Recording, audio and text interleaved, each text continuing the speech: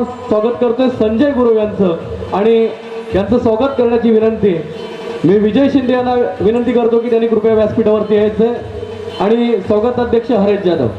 का साहित्य संमेलनाचे बाहेर जे काही बॅनर आपल्याला पाहायला मिळतात पहाटे 4 वाजेपर्यंत विजय शिंदे आमच्यासोबत होते आणि म्हणून अशा चांगल्या आस्थावान माणसांमुळे या साहित्य संमेलनामध्ये एक चांगल्या पद्धतीचं वातावरण तयार झालंय. मी सर्वप्रथम आपल्याला विनंती करतो हरेश जाधव आणि विजय शिंदे यांना की आपण मालवणचा सुपुत्र आमचा कोकणी पुत्र संजय गुरव यांचा सन्मान करायचा. जोरात टाळ्या होत्या संजय गुरव यांच्यासाठी.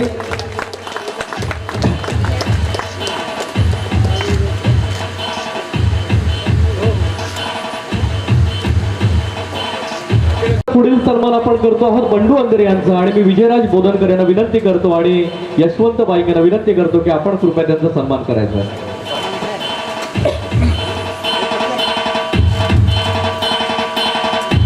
कोण दाखवेल कसा चेहरा अंदाज राहिला नाही आता कोणताचा आरसा घरंदाज राहिला नाही आता कोणताचा आरसा घरंदाज राहिला नाही. अशा वेगवेगळ्या कविता आपल्याला तर मला वाटतं ऐकायला मिळणार आहेत आणि त्याचं श्रवण आपण करायचंय. गर्दी देखील वाढते. सन्माननीय बंडू अंधेरे याचा सन्मान करतायत. उद्याच्या कार्यक्रमामध्ये जे स्वागत अध्यक्ष असणार आहेत तसे आमचे करतो आहोत उमेश जाधव यांचा आणि हा सन्मान करण्यासाठी मी निमंत्रित करतोय सन्माननीय प्रमोदजी पवार आणि पेडणेकर साहेब. राजापूर लांजा तालुका नागरिक संघाचे सरचिटणीस प्रमोदजी पवार आणि राजापूर लांजा तालुका नागरिक संघ मुंबईचे उपाध्यक्ष सन्माननीय सुरेशजी पेडणेकर. सुरेशजी पेडणेकर टाटा हॉस्पिटलमध्ये काम करणारे अत्यंत कर्तव्यदक्ष कर्मचारी अधिकारी म्हणून आपल्याला सगळ्यांना परिचित. कोकणातील कुठलाही व्यक्ती ज्या वेळेला टाटा मेमोरियलमध्ये जायचा त्यावेळेला देवदूत बनून काम केलेले आमच्या सुरेश पेडणेकरांनी अत्यंत आपला वेळ न पाळता 24 तास आपल्या रुग्णांसाठी कोकणातून जाणाऱ्या ते अवेलेबल असायचे आणि त्यांना मदत करण्यासाठी पुढे असायचे.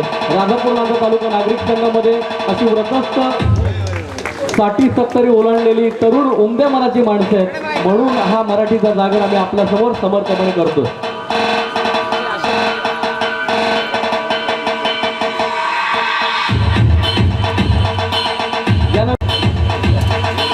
यानंतर पुढील सन्मान आपण करतोय कोथरीचे सुपुत्र विजय बेंद्रे यांचा आणि हा सन्मान करण्यासाठी मी विराज चव्हाण आणि अभिजित राजे शिर्के यांना विनंती करतो की कृपया आपण व्यासपीठावरती यायचं.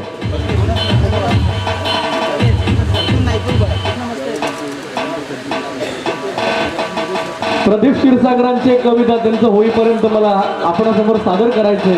प्रदीप क्षीरसागर म्हणतात मुंगळे गुळाकडे चालले मुंगळे गुळाकडे चालले नाग बिळाकडे चालले लालसा बोलावते त्यांना मासे गळाकडे चालले मासे गळाकडे चालले नितळ होईल का पाणी नितळ हो.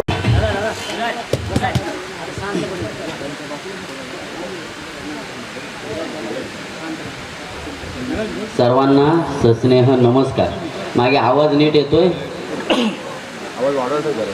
मागे जे आमचे बंधू भगिनी आहेत जे या व्यासपीठाच्या किंवा याच्या बाहेर उभे आहेत एक विनंती करतो कृपया आतमध्ये येऊन बसा.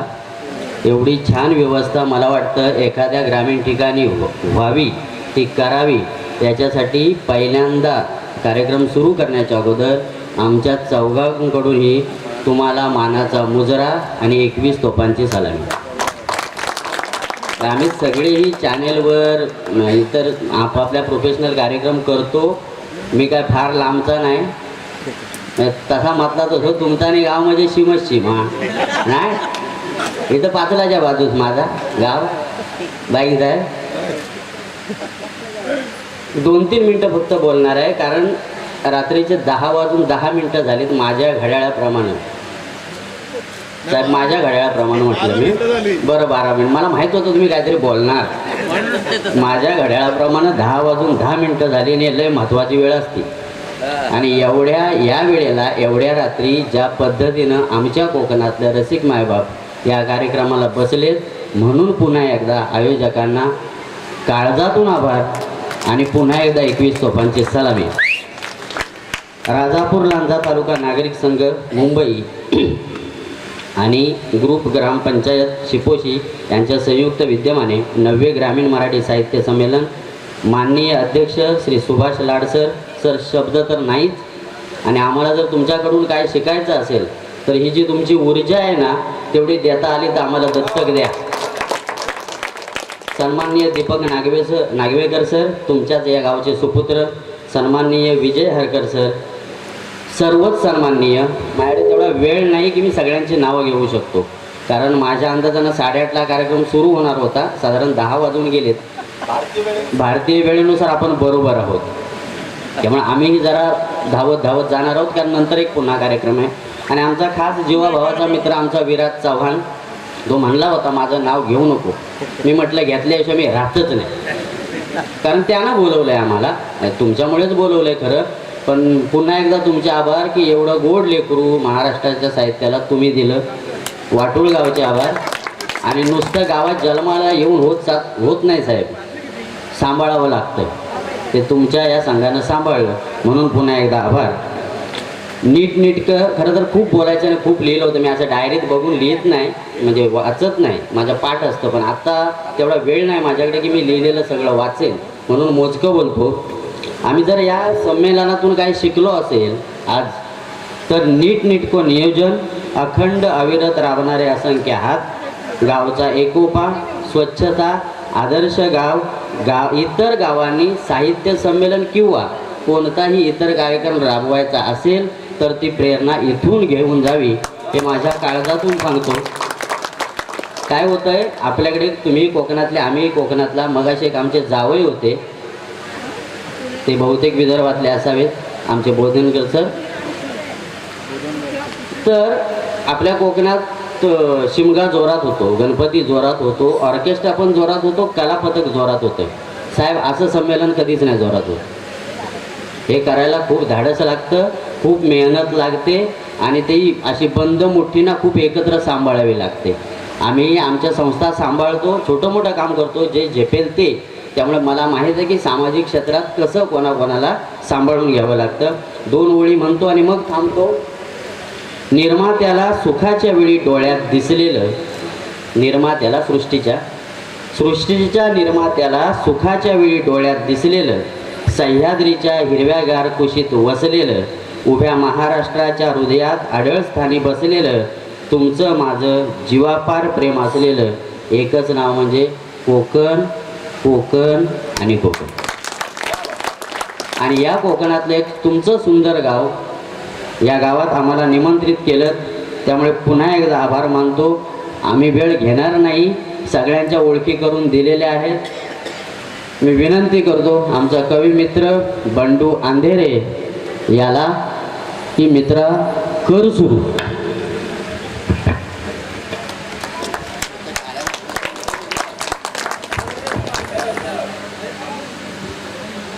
नमस्कार.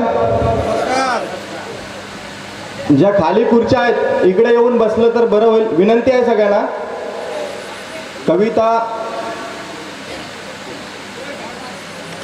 कविता तर होणारच आहे पण हे जे नियोजन आहे इथं वेगवेगळे उपक्रम आम्ही जे सकाळपासून पाहतोय हे कुठेही आम्ही पाहिलेले नाहीत असे उपक्रम आहेत.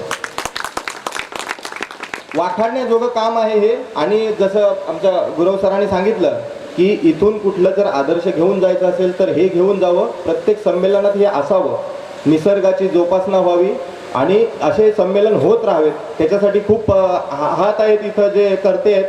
सगळ्यांचीच नावं घेता येणार नाहीत पण सगळे मनापासून सगळे काम करतायत. सगळी प्रेमाने एकत्र आलेली माणसं आहेत.